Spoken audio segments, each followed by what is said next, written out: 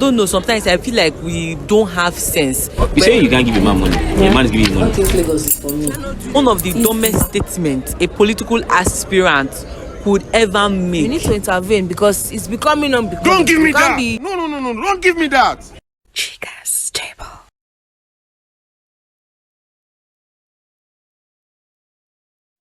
What's up, my people? This is Chika Wonderful, and we're here for Chika's Table. And on this show today, we have a guest.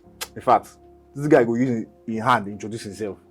Peter, let me know you now. Hi, Nadina. My name is Peter Inyang. I'm an actor and I'm a singer and a content creator. Yeah. Content creator. What is content creators? When I'm money they long go.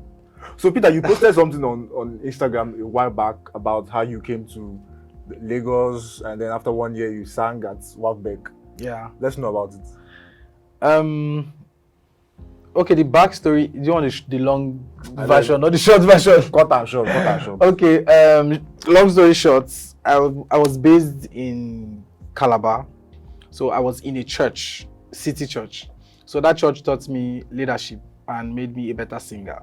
Okay. In the sense that I put myself in a place to learn. So in fact, before that, I was a teenagers music coordinator in my church here in Lagos. Then I moved to Calabar. I was the campus fellowship music director. Then from campus fellowship music director, I went to JCCF assistant music director. Then from JCCF assistant music director, I went to being a church music director. So you see the growth.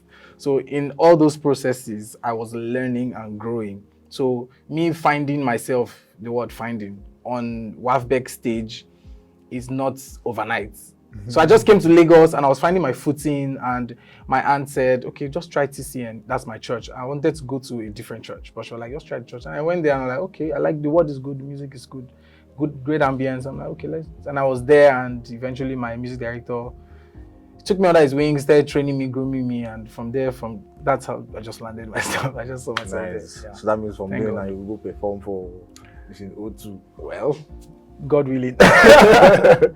so a quick one. What did you chop yesterday morning? I didn't eat yesterday morning. Peter, you were thinking about it. I didn't eat yesterday. Peter, you were thinking about it. Peter, you were supposed to be fasting. I did not eat yesterday. You were supposed to be fasting. Yes, sir. You were supposed to be fasting, Peter. As a Christian, you were meant to be fasting. I said I didn't eat yesterday morning. You were thinking about it. Why were you thinking about it? What did you wear yesterday morning? Black.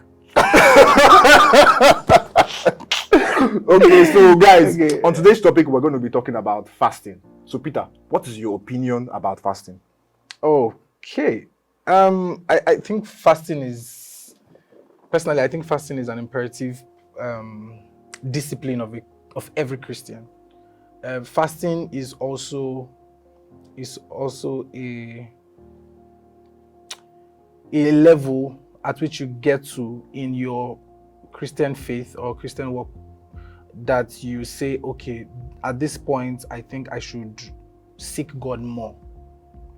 So it's, to me, I think fasting also is a way of you shutting down the distractions of the flesh to put yourself in a place where you can receive from God. Okay. Yeah. Fasting doesn't help God. Wow. Fasting doesn't change God. Fasting does not manipulate God. So all the fasting you do is for yourself. Okay. So it is possible to let me not give off too much. So as we go, I'll just be bringing the information. Okay. So you said that fasting does not help God. Yes. So how does it help us? Okay, as human beings, we are first humans before Christians. Okay. In fact, let me just go back. Fasting is not a Christian thing.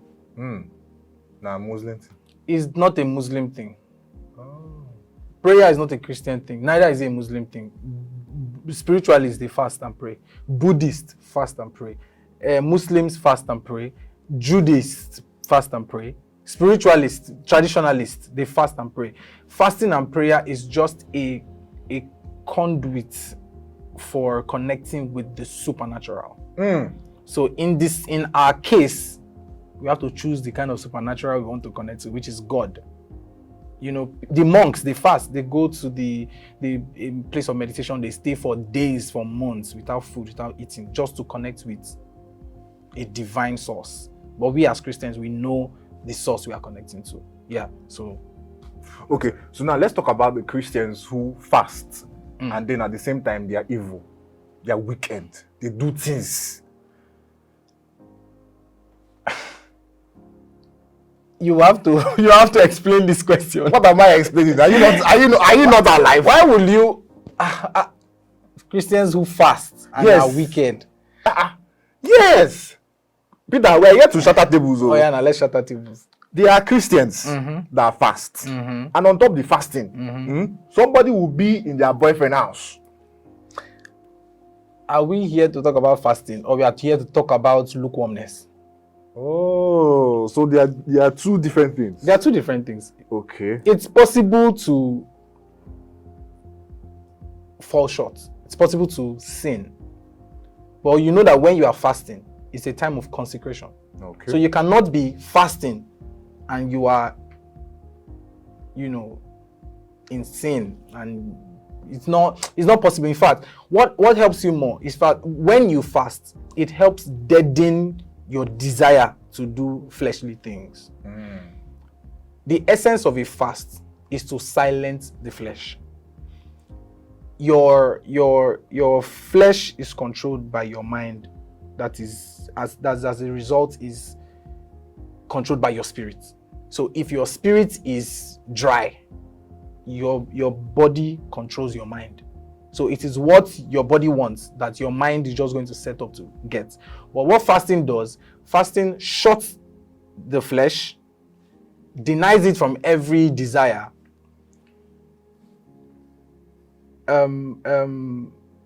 increases the senses in the spirit, transforms the mind to make the flesh conform to the spirit. So it is now after when you fast, you come out of that fast, that you now see that there is a transformation in the mind, that eventually you now control your body. So your body is no more controlling you. So that's why you see people that fast, like, okay, going back to your question, like saying people that are fast and they are in the flesh and they are doing things and doing that. The thing is, you cannot fast without praying and reading the Bible. It will just be hunger strike. We all know that. So it is possible to pray. Then the next level is studying the word. Anybody can pray. Somebody in a bus that wants to have accidents, will pray. What's prayer? Communication with God. You pray and say, hey God, save me. That's prayer, yes. So it takes another level of discipline to sit down with the Bible.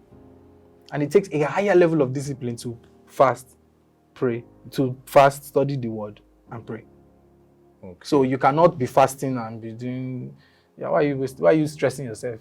So what do you have to say to people like me that when they are fasting, they'll be checking the time to know when they reach to make a job? Just save yourself the stress.